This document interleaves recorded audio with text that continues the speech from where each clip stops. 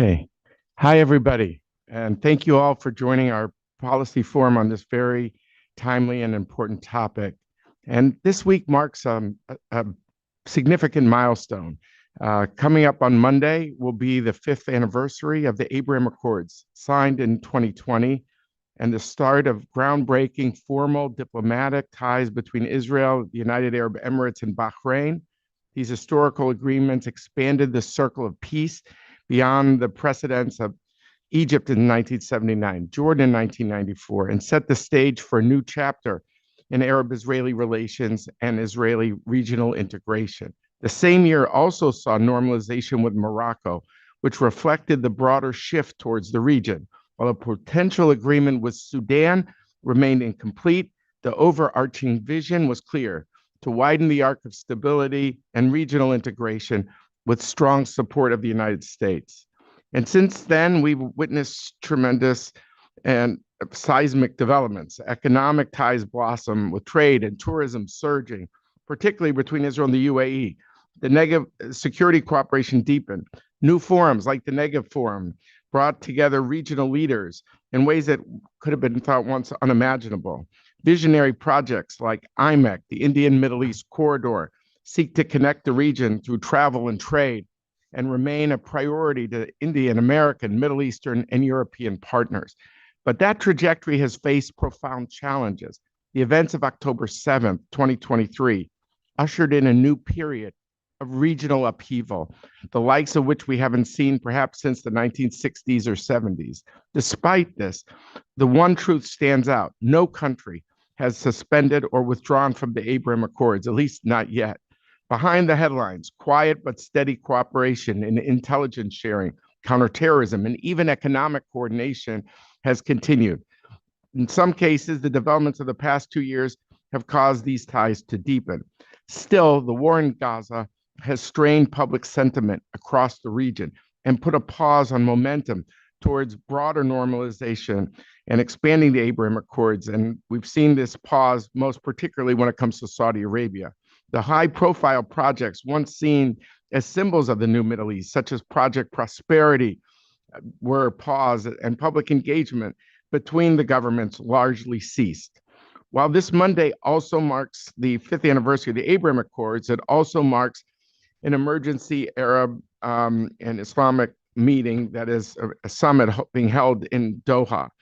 Israel's recent strikes on the Hamas leadership in Qatar, a key mediator, is already having profound reverberations around the region. While we don't know if there will be pressure on Gulf partners to reconsider their participation in the Accords, the timing of the event is certainly worth noting. And we should note that Sheikh Mohammed bin Zayed of the Emirates came with his national security advisor, with his national security council, were the first visitors to Doha in the wake of the strikes on Hamas. This duality, both of progress and setbacks, are representative of the reality of the Accords at five years, especially in light of October 7th and the following regional upheaval of the past 2 years. Yet amid the setbacks, there are signs of resilience. Communication has continued. Fly Dubai maintains multiple daily flights between the UAE and Israel at a time that American and European carriers were halted during the Gaza war. The Abraham Accords have not collapsed. They have endured, and that endurance reflects strategic interests among the parties. The shifts in the balance of power in the last year, particularly blows to Iran's proxies and aligned regimes and to Iran itself, has created the possibility of a new strategic opening. But that requires leadership, vision, and coordination. To that end, it is clear that there will be no path forward if there's unilateral annexation of the West Bank or forced displacement of Palestinians in Gaza. A U.S. statement against unilateral annexation at this time could even lower the temperature at this moment of crisis. Gaza's reconstruction must be tied to a broader regional vision, and momentum can only be regained if there's credible U.S. engagement that the framers of the Abraham Accords viewed as central, as they envisaged a regional architecture for a wider peace, including steps between Israel and Palestinians, and including initiatives like the Negev Forum and IMEC, the Indian Middle East European economic corridor for trade and infrastructure. We must think ambitiously, but pragmatically, reviving the negative forum, restoring projects like Jordan, Israel's water for electricity, Project Prosperity, exploring multilateral formats, even without full normalization, and encouraging further Arab-Israeli collaboration in areas like artificial intelligence, trade, and infrastructure. And my last point is very critically, we sometimes don't see where the glass is half full. We don't see the progress on longer term goals. But if you look at what's going on with Lebanon and Syria, there is a chance, I think, of non-belligerency agreements with both of these countries with Israel separately as first steps toward a wider normalization and expansion of the Abraham Accords. There are other countries in the Middle East where I think expansion is also possible in the wake of the Gaza war, which we'll discuss. But with Lebanon and Syria in particular, we are seeing moves by Lebanon to disarm Hezbollah in southern Lebanon, and what is becoming routine high-level contacts, Foreign Minister of Syria meeting with the Israeli Strategic Affairs Minister, and albeit in Paris, but direct talks leading these parties to being close to signing, from what I hear, is a security agreement in southern Syria. So I get all this, I think we should see the hope as well as the challenge. We shouldn't sugarcoat the challenges, but we should see the progress as well. I try to get into some of this into my new policy note, which the Washington Institute has issued this morning, and I hope you'll indulge me as I, bring this to your attention. It's called Resilience and Roadblocks, the Abraham Accords at 5 years. It will be on, if it's not already, on our www.washingtoninstitute.org homepage. And I want to thank the Winkler Lowy Foundation for providing their support to make this project possible. Of course, I want to thank research assistants Simone Saad-Meyer, Rena Gaber, and intern Alona Monshine for all their research help and helping me to bring this project out. The Abraham Accords in general remains the strongest foundation we have to build a more stable, prosperous, and integrated Middle East. There's a lot of work to do on many fronts, but I look forward to engaging our esteemed panelists today as we discuss further what is that work? How can the Abraham Accords make the Middle East a more stable and peaceful and prosperous place? So I want to thank you for this. I want to introduce our panelists. We've got an all-star crew, and I will introduce them. And they're joining us. Some are with me here in Washington, and we have one in Bahrain, one in Israel, and we're grateful to all of them. Yael Lempert is a distinguished American diplomat serving as the U.S. ambassador to Jordan from September 2023 to January 2025. She previously held the position of senior director for the Levant, Israel, and Egypt at the National Security Council from 2014 to 2017. She served as special assistant to the president from 2015 to 2017. And prior to that, she had an extensive foreign service career serving in Jerusalem and in China, Libya, Egypt, and Iraq. She's also vice president of outreach at Middle East Institute. I'm really delighted that this is Yael's first think tank appearance. So it's a fan of someone. Yael and I know each other for many years, so it's an honor for me to host you.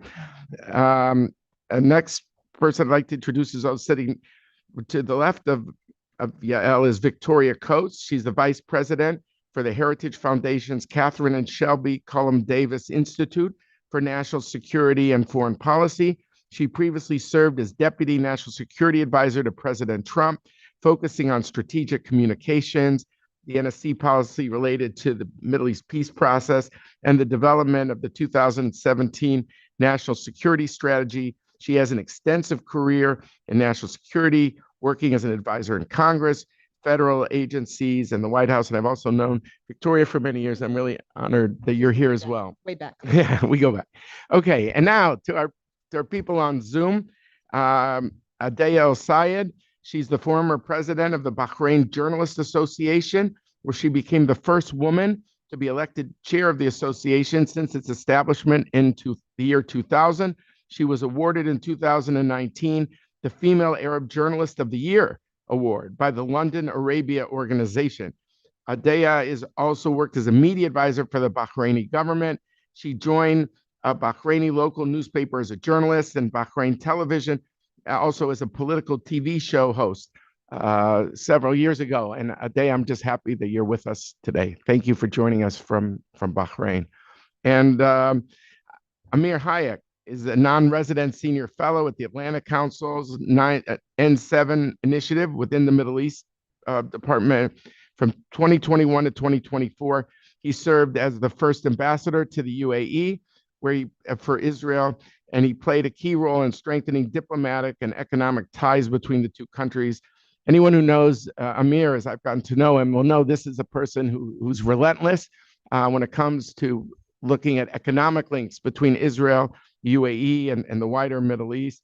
And before his ambassadorship, Amir held an extensive career in leadership roles, both in the public and private sectors, including at the Israel Export Institute, the Ministry of Industry and Trade, the Israel Manufacturing Association, the Israel Hotel Association, and the Israel Standards Institute. I think we have 4 people here who have been very immersed in the Abraham Accords, and it's a great honor for me that all 4 are here and for this auspicious moment of the Abraham Accords' anniversary. So thank you all. Why don't I start with Victoria? I'll start with you.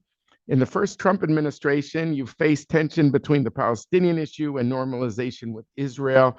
In the second administration, the situation is even more challenging. The good news is the Abraham Accords has held strong during the Gaza war. No countries have pulled out. Unfortunately, however, there's been no sign of new countries joining while the conflict continues. What are your recommendations for how the Trump administration and how its team can navigate the end of the Gaza war and after that expand the Abraham Accords? Well, thank you, David, and to everyone on the panel. This is, as you said, a really auspicious moment to have this conversation with folks who are old friends and colleagues, as well as our international interlocutors. And thanks to the Washington Institute for hosting. It wouldn't be the Middle East if it weren't something of a mixed bag. If we were doing a conga line today or Monday, I think something would have gone horribly wrong. So, of course, there are significant challenges. We've seen a dramatic shift in the region literally over the last week with what happened in Doha, the Israeli action, but really over the last 18 months, the Iranian direct attack on Israel, and then the sort of ongoing battle that initiated, that is all new. The scale of the October 7th attacks, that's new. And so, that is a reality I think we continue to grapple with. I agree with you. We face new challenges in the second Trump term. I know the president remains interested in the Peace to Prosperity plan that Yael and I actually collaborated on during the first term, to try to present an option to the Palestinians that they could then negotiate. That will be on the table for them. And I think we're also seeing some new institutions emerge. I'm particularly interested in the Gaza Humanitarian Foundation, which, yes, had a rocky start, but also has endured and is starting to deliver significant amounts of aid into Gaza. I think we have to look at those new mechanisms as potential pathways that can help resolve that situation. And then, I'm in the maybe Pollyanna-ish camp that a lot of decisions about normalization were made 5 years ago. And this is the timeline that we're looking at. And since we had 15 years from Jordan, or from Egypt to Jordan, and then 25 years from Jordan to the Abraham Accords, maybe 5 years isn't too long of a time. And before we get to the next one, because I do think that is a when, not if situation, the events of the last week notwithstanding. Okay, very good. And just for those of our viewers who aren't aware of Project Prosperity, because we refer to it, it is this Jordan-Israel exciting project with Emirati financing, which was that Israel would bring desalinated water from the Mediterranean. As you know, Israel has many desalination facilities alongside the Mediterranean. Bring that to Jordan and Israel in turn, and Jordan in turn would, by dint of all of its, solar fields in Jordan, would be able to send electricity Israel's way. So it was really an exciting project, and many of us think it'll hopefully get back on track. But we'll discuss that. But let me Actually, go. just a quick footnote. Yeah. I was actually talking about the peace to prosperity Oh, plan for Israel and the Palestinians. right. Sorry. But this one is also a good one. Yeah, no. That's a very good point. And the conference that goes back in 2019, and that was held in Bahrain. I was there. It was really an early step that was very important. Yael, over to you. I want to also ask you about the end of the Gaza war and how it could be potentially, coupled with the jump-starting the expansion of the Abraham Accords. Some wonder if the Abraham Accords, I said this when it came out, is it a bridge or a bypass road when it comes to the Palestinian issue? And could it be a bridge? And others like the Saudis, believe there needs to be progress on the Palestinian issue first. This especially became, a view after October 7th. We've seen documents claiming that Yahya Sinwar, when he thought of the timing of October 7th of Hamas, these documents say that he wanted to derail Israeli-Saudi normalization. That was one of his main goals. And so, the Saudis have said there needs to be progress. Many Israelis still reeling from the trauma of October 7th see such a state, as for them as an existential threat. What is the sequencing? How, assuming this war ends and it will end at some point, how do we jumpstart both of tracks, both regionally and between Israelis and Palestinians? Thank you, David. And first and foremost, thank you so much for having me on this panel. It's an honor and pleasure to be here with former colleagues and friends, both in person and on screen, to discuss this really, really important topic at this particular moment.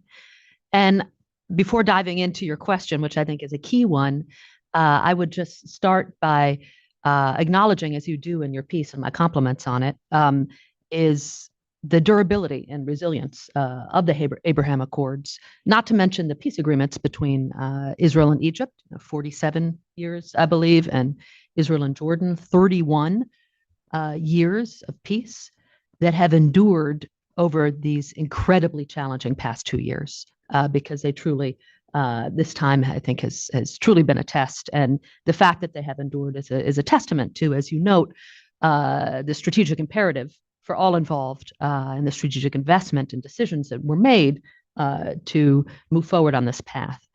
That said, I would say that October 7th and its aftermath have also underscored the enduring importance and impact regionally of the Israeli-Palestinian conflict, and that it is, tied deeply to the domestic and strategic interests of key regional players. It's deeply intertwined, and that's not new. And thank you for mentioning the Negev Forum. I'm going to make one complaint about your very, very good policy note, which you gave that short shrift, because I think it was a really important effort and a harbinger of what could be, right? The knitting together the various bilateral agreements into a multilateral framework that allows for cooperation on those key issues that are so important and so needed in terms of regional cooperation: water security, food security, environmental challenges, health, business, tourism, et cetera, security, of course. And in those years when we were working on this, 2022, 2023, our Arab partners would come to us, and even at the ministerial, which kicked off the Negev Forum in the spring of 2022, the key and central question was, how will the Palestinians benefit from this cooperation, this infrastructure? What will they accrue? How can we get their participation? And I think that, there's a variety of views about the centrality of the issue of Palestine in the Arab world, and there was a view that you can kind of bypass it, as you say, without getting into that debate. I think there's no question in the aftermath of the Gaza war how important this is in terms of parallel progress towards further normalization efforts. What comes first? how does it, what is the exact choreography? I think we need to wait for the war to end, which I know that we all hope and pray will be soon, and the return of the hostages. But the vision of an integrated region that I think we all aspire to is not going to be fully realizable without a pragmatic vision being put forward towards resolving the Israeli-Palestinian conflict. And I would just say, as a sidebar challenge of that is, my personal view, I'd be curious for the thoughts of my colleagues on this panel, is that I don't know that in the Arab world there's a fulsome appreciation for the impact on the Israeli psyche of October 7th and the ensuing war. And similarly, I don't know that there is a fulsome appreciation in Israel of the impact on the Arab psyche of the Gaza war. And that all makes this more challenging in terms of going forward. I'll stop there. It's good. And I want to now turn to, and thanks for the kind words about the study. I should remiss, also want to thank Jason Warshoff for his editing, and Rob and Dana at the Institute for their encouragement from the get-go. There's a lot to get in, and I had certain constraints because I could write forever on a lot of these topics, but I realize people have got to also want to read it too. So, but thank you very much, Yael. All right, Amir, over to you. Look, I think this whole idea of IMEC is like, to an American viewer, it sounds like, what is that? I mean, it sounds like some sort of vision screen at a movie theater. They don't know exactly what that is. And you, with your business background, so relentlessly focused on the economics. Could you help us understand this more? I mean, this is an initiative that that is both, Trump and Biden might not agree on everything, to put it mildly, but they both agreed on this idea of an infrastructure corridor from India to Haifa, Ashdod, Beirut, Damascus, that would bring goods across the Middle East, increase trade, and increase regional integration. So I guess, look, and you have the Nega Forum that that Yael just mentioned, and all these things seem like they're part of a wider whole of regional integration. We didn't get into CENTCOM, the U.S. military command, and that is integrated militaries in the Middle East. We saw the extraordinary intervention of, under CENTCOM on April 13th, 14th, 2024, on to thwart of 300 Iranian projectiles aimed at Israel, which might have seemed like a messianic vision of Americans, Europeans, Arabs, Israelis all uniting. But so there's all these hopes for these regional mechanisms. Give us some hope on how you see the economics. Could it help lead the way in terms of regional integration, Amir? Thank you, David, and hello, everyone. Hope is my middle name. And I think that I will need a lot of hope these days when we see some difficulties with the Abraham Accords. And I hope that the Abraham Accords will stand still and will go forward with our partners and friends in the Middle East. In 4 days, as you said, we will celebrate 5 years to the Abraham Accords. And we are talking about marathon. And in marathon, sometimes you have your difficulties, but we all must do everything needed to keep the Abraham Accords and to run fast forward.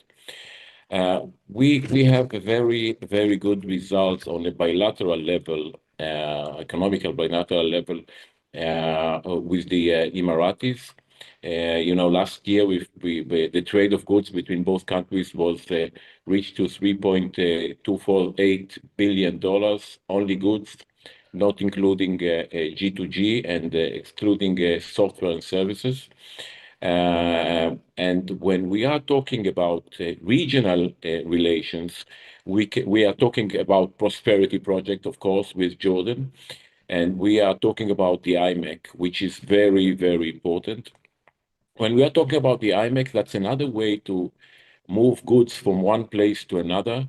And this corridor can move goods from India through the UAE, Saudi Arabia, Jordan, Israel, the Mediterranean Sea to Europe. Uh, I believe that this is a very ambitious project, but I believe that this project can move not only goods, but it can help the tourism as well. It can help other aspects of the economy in the region and outside the region. Um, I think that we will have, we are standing now in a situation where all the parties are not talking to each other together about it because of the situation and the war in Gaza. And I hope, you mentioned it, I hope that the war will end soon, and I hope that we will see our hostages back home as soon as possible.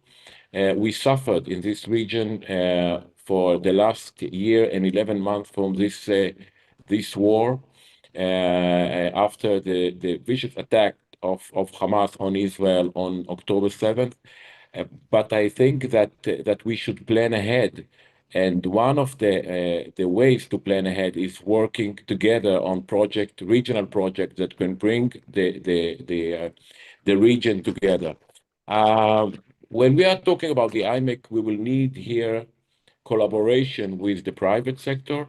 We will need to make sure that everything that we are doing is related to have behind it economical rationalism, and we need to see a competition in this corridor, because sometimes people are telling me, we might have competitions from other corridors in the region, and I'm saying, so what?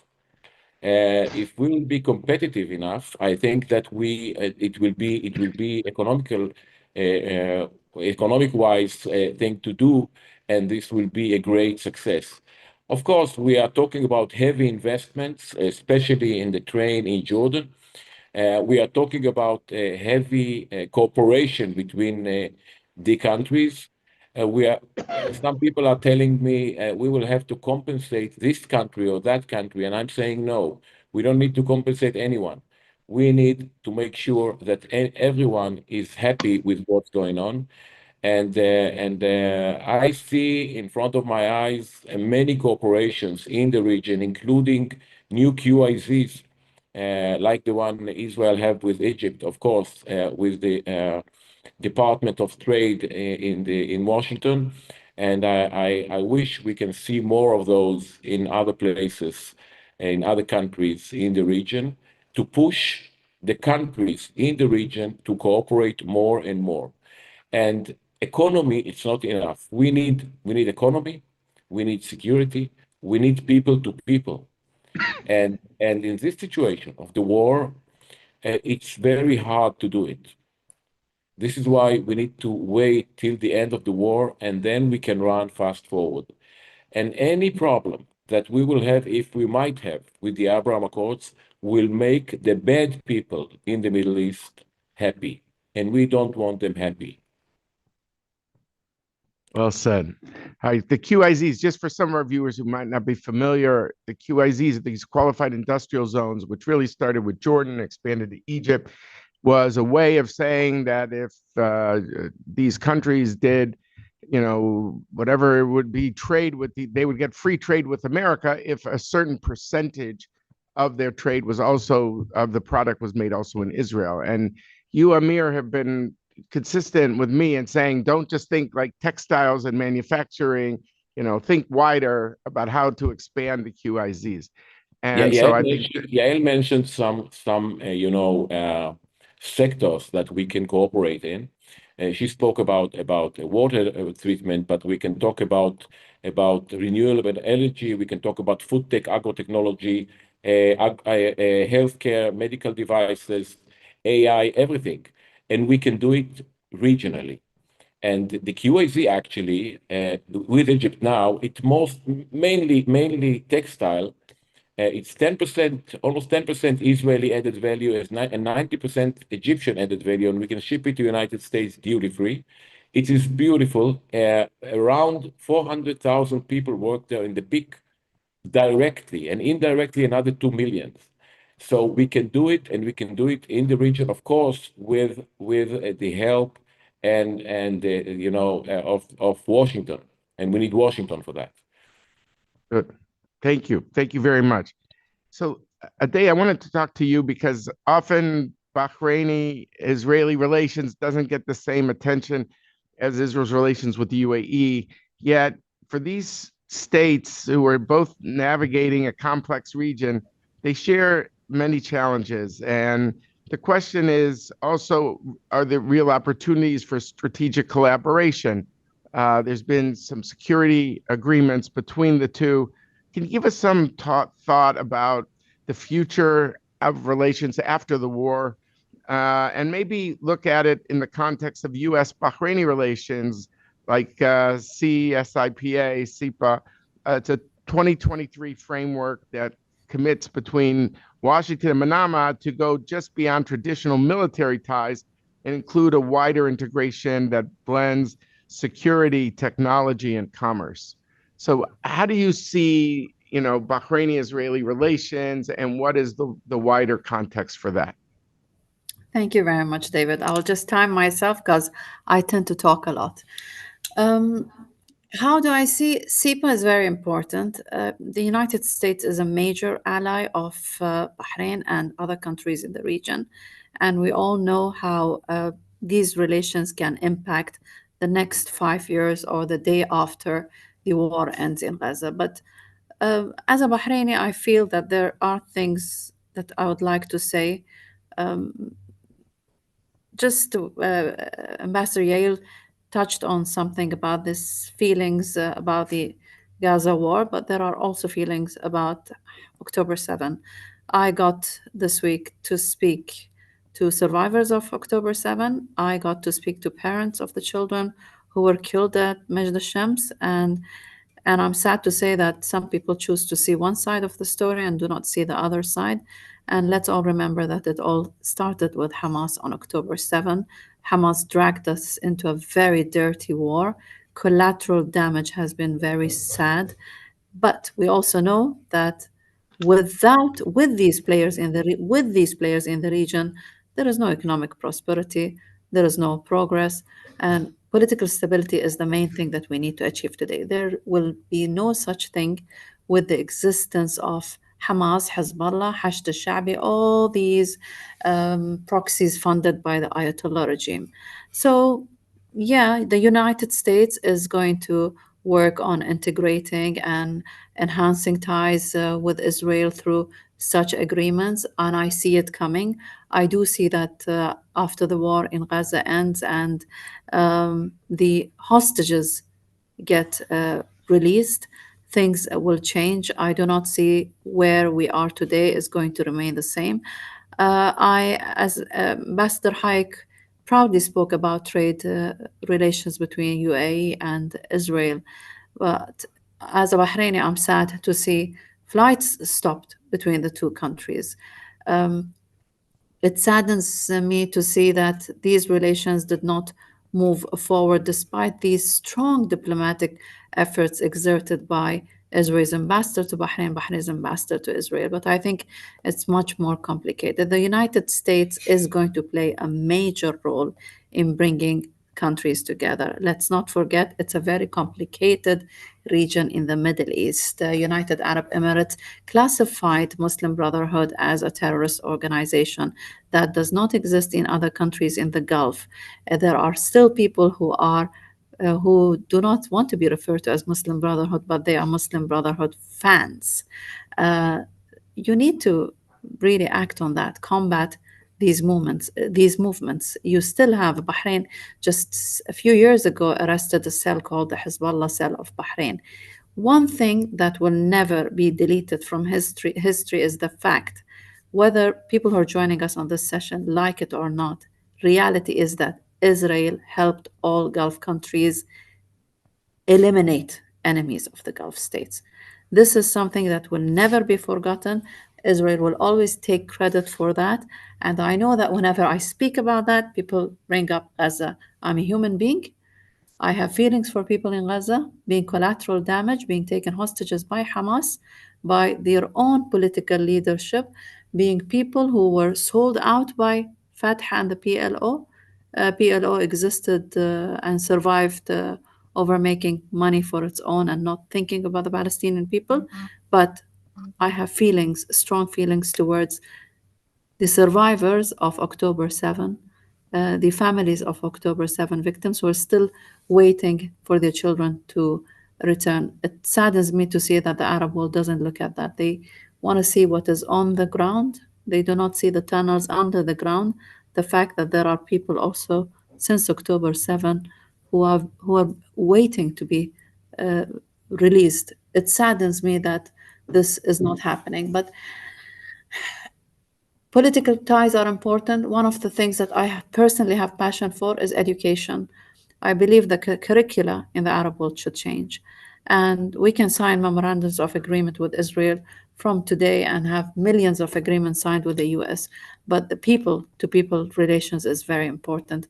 Well, can I ask on that one, Ahdeya, if I can, I mean, interrupt, but you were the part of the Gulf Israel Women's Forum, which is a group that seeks to build relationship between women in the Gulf and Israel. And it seems that that is the embodiment of the Abraham Accords, of the people to people, because the peace between Egypt and Israel, the peace between Jordan and Israel, is primarily between governments. And the intelligence agencies, now it's expanded economically thanks to diplomats and other people in the mutual interests when it comes to issues like water and energy, natural gas and things like that. But, you don't have the same baggage maybe as a country that fought Israel, being that you're further away in the Gulf.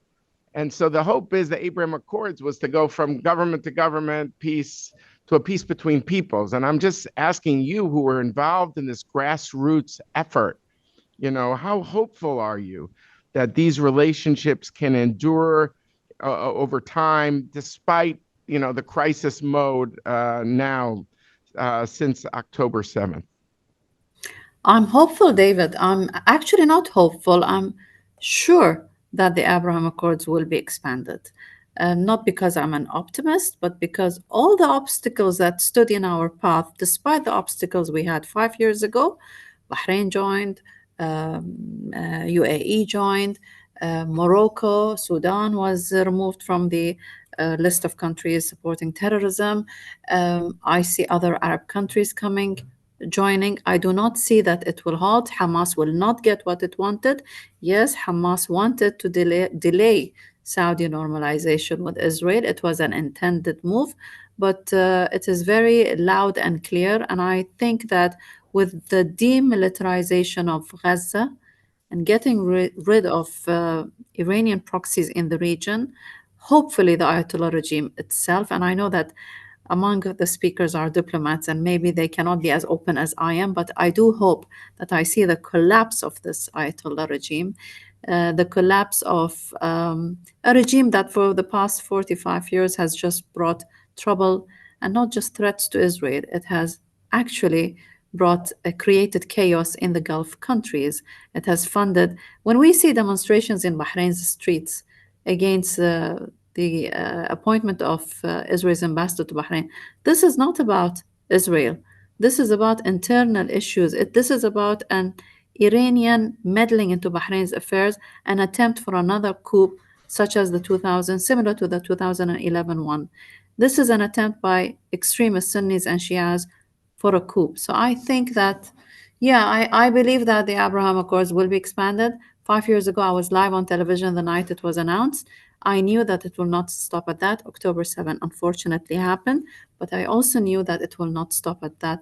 The war will be over and more countries will join. Israel is a part of the Middle East. It cannot be isolated for longer than it has been isolated for the past 80 years. We will all learn a lesson from the wars that have happened, and we will move on to a much more positive direction. Thank you, Ahdeya. Over to you, Yael. And look, I really don't envy you. I mean, you were the ambassador of the United States of America in Jordan after October 7th. And that was kind of ground zero, if we could use that phrase, I'm sorry, for the 24th anniversary of 9/11, which this horrific, worst terrorist attack against us as Americans in American history. So there have been some very difficult moments, but as an American diplomat, it was not easy being on the ground in Jordan these last few years. I think there's no doubt about that. But even before October 7th, there was a sense that peace is between governments, not between peoples, and the government doesn't want to highlight a lot of the extent of its relationship with Israel, whether it comes to water issues, whether it comes to gas issues, intel cooperation. There's a lot of things. And you'd say, well, David, okay, these people are cousins with Palestinians on the other side of the West Bank. What do you expect?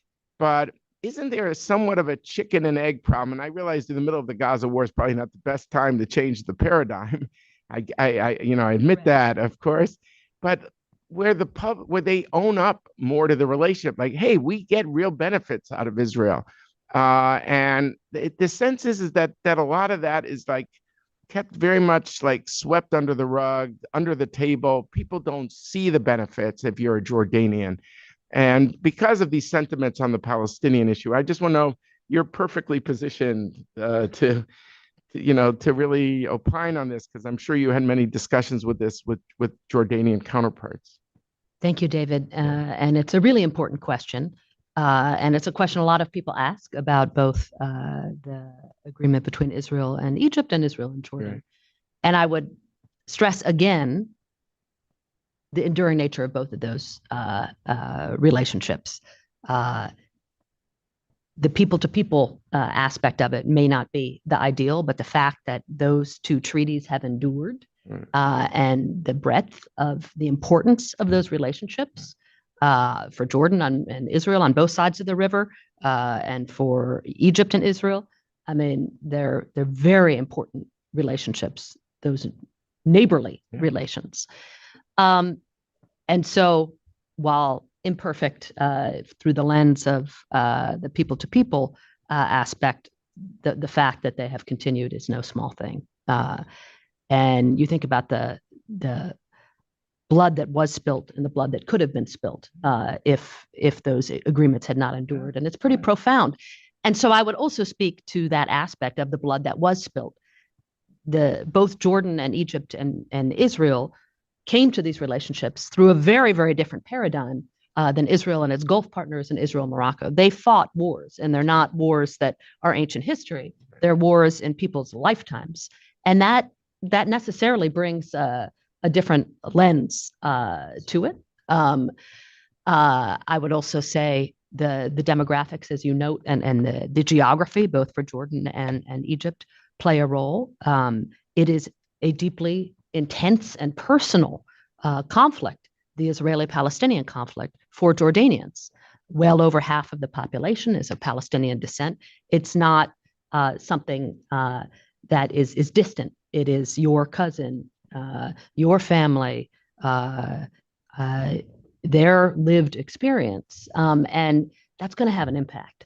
So is there hope that there could be an increase in people-to-people relationships? Absolutely. Is now a particularly grim moment in terms of outlook for that? Yes. And I think that one thing that we haven't touched on in this, but you noted in your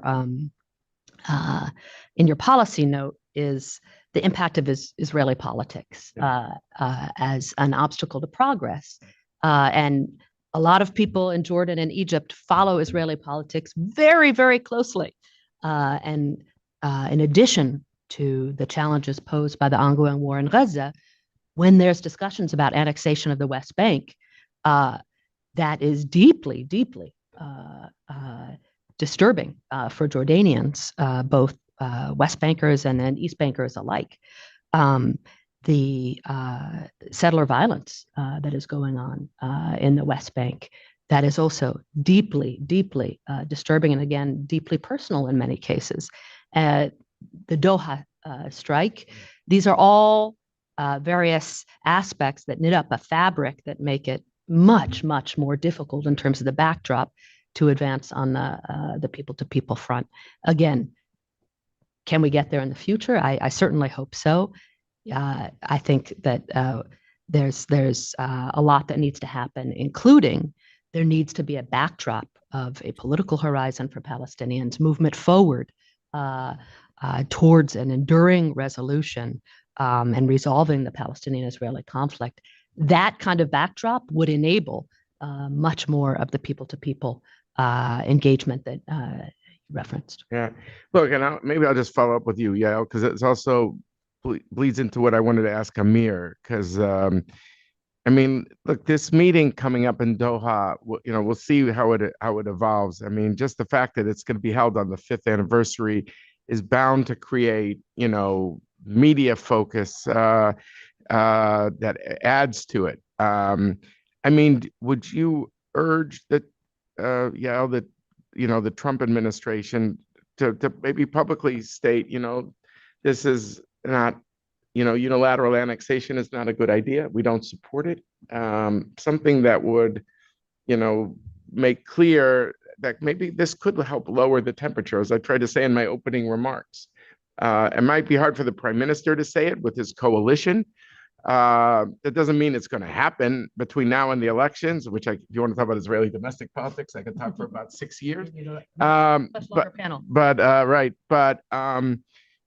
He maybe not be able to say certain things, but the United States might be able to say certain things. I think it would be a very important statement to make. Yeah. Okay. All right, Amir, let me go over to you about this. I mean, you've been at the heart, what I would call the golden years of Emirati-Israeli relations as ambassador. Like I said, you worked a lot on the economics. You had a high public profile. I think when the government in Israel changed, and there were certain developments on the ground that really kind of curtailed the profile of Israeli officials, public statements of Israelis in the UAE. But the relationship remains deep. And as you point out, when you say G to G, people, government to government relations, that's also a euphemism for a lot of Israeli Emirati military relations, which, I'm not asking, I don't want to put you on the spot on that. But so on one hand, it does seem for the Emiratis, and we're talking about different bilateral relationships in this round. We spoke about Bahrain, Jordan. It just seems that, I'm told the people have been in the meetings with Sheikh Mohammed, with Mohammed bin Zayed. He says, we have no reverse gear on this car. We're not going back. But this Qatar thing could be a moment that could create tension. The fact that he was the first one to go with his NSC team to Doha of any Gulf leader after the attacks. But I'm just wondering how you envisage the bilateral relationship. How worried are you about that bilateral relationship? And you just said, look, we've come this far in the war. We've gotten over these humps. And people should realize the Emiratis are paying a price. But once the war is over, we could go back to where things were before October 7th and before the latest government. How hopeful are you about Israeli-Emirati relations? First of all, I will say that I'm very worried. And but before expanding on that, I'd like to say a few words about Egypt and Jordan. I'm not measuring the peace with Egypt and Jordan on how warm it is or not. The peace that Israel have with Egypt and Jordan is very, very, very important for Israel and for the region. Full stop. Now let's go back to the Israeli-UAE relations. I learned about the Emiratis that they are thinking what they are saying and they are saying what they are thinking. So I'm taking their words very seriously. And to say the least, I've heard those words directly from them. I'm talking to them. And I think that we should take their words very seriously. Now, for us Israelis, and for, the region, we can protect our countries with our army and with the military equipment and technology, but for that, we need regional alliances as well. And they are not they are as much as important like army and technology and weapons and everything else. So I think, and that I spent 3 years in Abu Dhabi. I know the Emiratis. I believe the Emiratis. I think that what they think they have good intentions. I'm an Israeli, and Israel is that my country is very important to me. I love my country. And I believe that the way for better country, more secure country, more developed country, going through the agreements, the Abraham Accords, and going through the agreements that we have, and the cooperation that we have with countries like the UAE and Bahrain. And I wish to see more countries joining this relations. And I'm saying it because I believe that this is what Israel should do. And I believe that Israel should look at our partners as partners and talk to them and not let this situation and the Abraham Accords collapse. I think that it will be very hard to rebuild the Abraham Accords if we will pass a point of breaking them, even if we think that we can do it for a few months. No, no. We need to do everything to protect the Abraham Accords. We need efforts from everyone that can help here. And you asked about Trump administration. I think that President Trump can be very helpful in making it, in stopping what's going on now and all the talks around about hurting the Abraham Accords. I'll tell you something. I'm for the last week, I almost not sleeping. I'm very, very worried. And for me, to be an ambassador, it's not a lifetime job, but it's a lifetime mission. And I will, as long as I can breathe, I will protect the Abraham Accords and I will protect the relation between our countries. And I think, again, that everyone should do everything needed in order to protect those accords. So you asked me if I'm worried. Yes, I'm worried. And I know another thing. I know that the achievement that President Trump, Prime Minister Netanyahu, and His Highness Mohammed bin Zayed Al Nahyan did by being the first, and then Bahrain joined, and Morocco and other countries. I think that the Abraham Accords is the biggest achievement ever. And I hope that no one will let this achievement vanish. And I think, and as you know, Ahdeya she said it clear, we didn't start the war,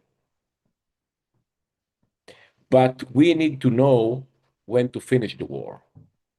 You spoke about the internal Israeli politics. Maybe it's related to the internal Israeli politics. But we all need to be very, very wise in order to protect I think, one of the most important things that we have in our region. Well, thank you. Thank you for these words. I want to go over to you, Victoria. And, we've been talking about all the crisis points, but as I mentioned in the opening remarks, and try to get into this in the paper too, the leadership in Beirut and Damascus is profoundly different today than it was just recently. Even if we'd be having this conversation, early September 2024. I mean, this was a big month if you talk about the Israeli attacks on Nasrallah later in September. And the Iran-backed network of proxies has been seriously degraded. And suddenly their leaders willing to consider all sorts of security arrangements with Israel that, albeit is short of normalization. They don't say we want to sign on the Abraham Accords, but it's a critical step And so I'm just trying to, we don't always see, like I say, the glass half full certain times, and yet regular contact, of the Israeli the strategic minister with the foreign minister of Syria was something. If you said this a year ago, they say you're on drugs. No way. If you say that Lebanon's government is going to pass a resolution to disarm Hezbollah by the end of this year, no way. Now, of course, everything is an implementation, and south of Litani does not mean the northern Bekaa and other parts, but there is a new spirit. And it's funny talking to people. It could be that one progress on one affects the other. I mean, you have we're going to have like 20 different policy forums on, the future direction of Syria, and I don't want to really get into that here. But it could be that progress on Lebanon depends on a Syria that, for its own national interests, is blocking weaponry from Iran. Which is what Shara says. He also says he doesn't want to be Israel's enemy. So there's a lot of dynamics here as a result in the shift of the balance of power, and a lot of that is because of what Israel has achieved militarily. And the question is, can it be translated into enduring strategic achievements? And so I guess I'm wondering, as someone who served under the Trump administration, but I should alert is not in administration now, as I said, how hopeful are you in the case of Syria and Lebanon, even if it's not fully the expansion of the Abraham Accords, in one go? It's a major milestone. And if you want to add any other countries you think, in the study, I go through like 8 different countries. I just don't want to take up the time here, but I'm offering it to you. Where are you hopeful? Well, thank you, David. I think, with Lebanon and Syria, we're still digesting what has happened and how these new governments will, sort of take root, if you will, and develop institutions. It is surprising to have the president of Syria coming to UNGA in whatever it is, 2 weeks, 10 days, and meeting widely. That is different. And the meeting brokered by the Crown Prince of Saudi Arabia between him and President Trump is extraordinary. And I think that shows you a little bit both of MBS's courage, because he has more reason than probably anyone on the planet to be concerned about ISIS affiliates. And if he's willing to bring this guy to Saudi and introduce him to the American president, and it's also attributed to President Trump that he was like, okay, I'll take the meeting. We'll see what we have here.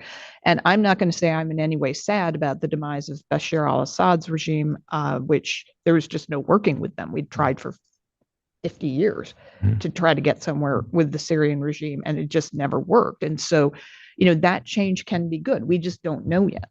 There's so many question marks with the Druze minorities, with the various regions you're describing. Is Syria really a viable nation state in the 21st century? I don't think we're going to need all of those conferences, to delve into those questions and see what might be the solutions. But yes, if Syria is not trafficking weapons to Hezbollah in Lebanon, that is a material improvement for Israel and for the region. And same thing for Lebanon. If the actions Israel took against Hezbollah last year, if those can be translated into less Hezbollah, more normalcy in Lebanon, again, that should be a very positive development, but we'll have to wait and see. Say where I have the biggest hopes right now for immediate progress would probably be in Central Asia. I think you could get to a deal very quickly with Azerbaijan, especially with the resolution of the Armenia issue. My biggest concern is probably Iraq. I'm very concerned we're going to start talking about Iraq all the time again, which, on the anniversary of 9/11 is not an appetizing prospect. I think there's some very, very bad things going on in that country right now, because I think it's where Iran is focusing, because they think we're not looking at it. And we're not. So, as I said at the get-go, I think things will be very positive with Saudi over the long trajectory, interesting opportunities in Lebanon and Syria, big concerns about Iraq. Then I guess final thing I wanted to say about the meeting of the Arab League on Monday in Doha, I don't know the particulars of the Israeli strike, who okayed what, but if what comes out of that is the kind of Gulf unity that the president proposed with his trip in May. I mean, that was the point of that trip, to go Saudi, Qatar, UAE, to say, guys, I need you all in the same boat, rowing in the same direction. That seems to have kind of been achieved. So that could be an unexpected positive outcome here. I agree. By the way, I was remiss. I just want to add, if there are any, we just have a few minutes left, but if there's anyone that has any questions for our panelists, they can go to the Zoom Q&A function, or at the bottom of your screen. If you're watching the Policy Forum on our website or on YouTube, feel free to email your question to policyforum, one word, at washingtoninstitute.org. Yeah, maybe I'll ask you this same question, which is, what gives you hope that things could be expanded? And, I mean, to Victoria's point about the Gulf, I mean, it seemed that the president, yes, he wanted to use the Gulf to bring support for, giving another boost to the Abraham Accords, expanding the Abraham Accords. But he also had his trip to the Gulf also focused on, his Gulf support for U.S. basing, very Gulf investments in the United States. I do wonder if the Qatari incident, meant that he had almost two separate policies: support Israel on counterterrorism, support the Gulf on these other issues, and now he's almost being asked to choose between them somehow. And it's clearly he wasn't given the heads up that it doesn't seem like where there was enough coordination, consultation before this hit. I know there's a traditional thing where the Israelis always like to say, well, if we would have told you in advance, you would have been complicit. And the U.S. response is usually, you didn't tell us in advance because you didn't want us to talk you out of it. So I don't know, maybe I'm asking you to put on your diplomatic hat here on this, and to say, how much of a complication is this Gulf thing, and where are you hopeful that once we get over this hump, that where there could be some expansion of the Abraham Accords? Look, I agree with Amir that I am also very worried, and the dynamic that is going on right now is very concerning. I worry about the strategic implications of the strike in Doha, notwithstanding I don't know the details of the tactical choices that were made. The rhetoric that you hear from Arab leaders right now is different.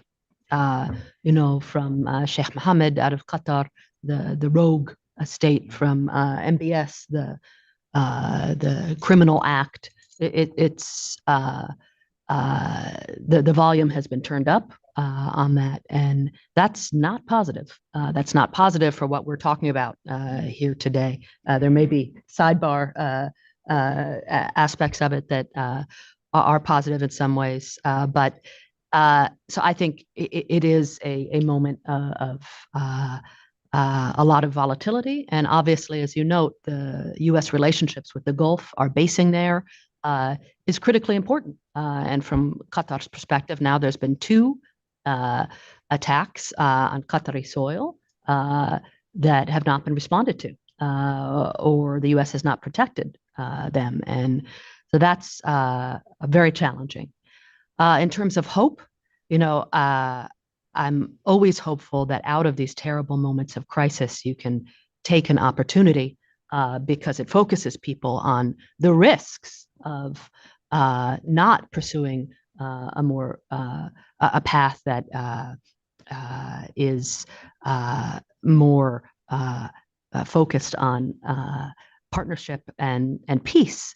But the reality is, there is really no way forward out of this terrible, terrible period without an end to the war in Gaza, the return of the hostages, a sustainable solution in Gaza that works for Palestinians, that works for Israelis, that requires the support of the region and the United States, and then a path forward on the Palestinian-Israeli conflict that provides hope and a future that is very different than the reality that we're living through right now. Ahdeya, over to you in Bahrain. You've been giving us some of the optimism, and we need your optimism. Sorry, I didn't meet the bill. No, no, no, no, no, no, no, no, no. These two are very sober and also provided very candid assessment. So, but I want your assessment too. Just do are you confident we'll get over this hump? Yes, 100%, David, because the panel are diplomats and advisor to President Trump. And I know that wearing the hat of diplomacy requires a certain approach. But as a Bahraini journalist and looking at things and how our relations are with the United States, let's not forget that the Gulf countries are more inclined towards the Republicans when it comes to political relations.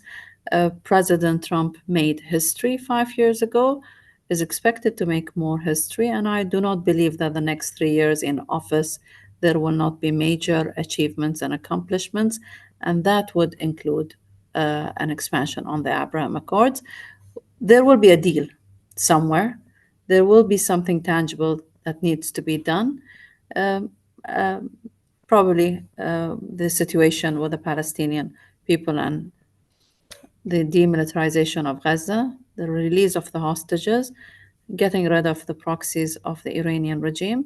I don't think that there will not be an expansion on the Abraham Accords. There will be a bigger expansion. I'm optimistic. I am hopeful. My reading is that the next 5 years is going to be completely different. All acts of sabotage by Hamas to ruin any other relations with any other countries is going to be ruined. Their dreams are ruined. They are ruined. They are eliminated. They are gone.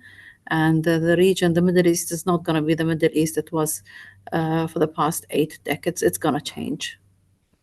Okay, final word I want to give to Amir, and maybe a little out of the box, but it was something I mentioned in the study, and I mentioned very briefly in the opening remarks, but artificial intelligence.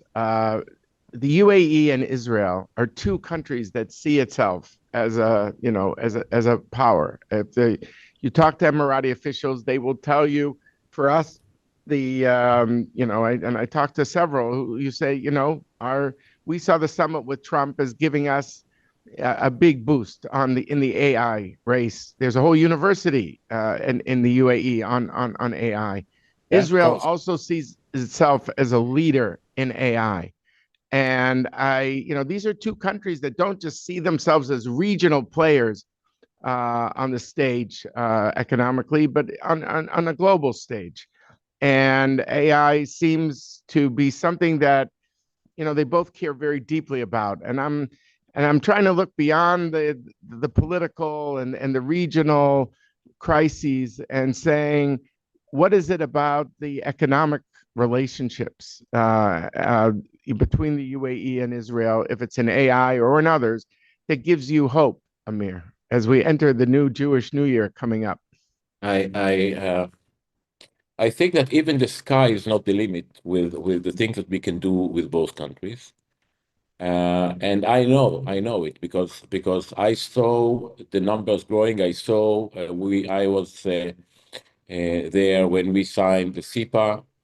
And at the beginning, the Emiratis told me, Ambassador, you told us that we will sign SIPA within 6 months. How come you are saying that if the shortest time you negotiated was a year and a half? And my answer was, why? This is my credibility. Why do you care about my credibility? I told you 6 months, it will be 6 months. And it was 6 months. And I got help from former Prime Minister Bennett, from Minister of Foreign Affairs Lapid, and for the Minister of Economy Orna Barbivai, and everyone. And we got it in place after 6 months. And we saw the numbers running forward. And there are many aspects of cooperation that we can cooperate.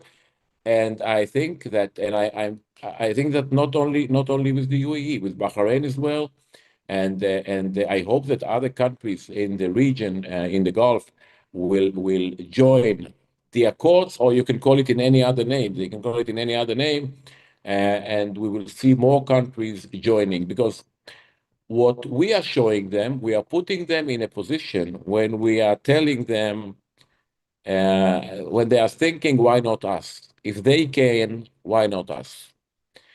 And now again, when we are talking about the sectors, I can talk about renewable energy, water desalination, education. I forgot, to mention education, transportation, communication, anything that can bring prosperity to the region, and not only to the region. This region should be and will be the center, the economical center of the world.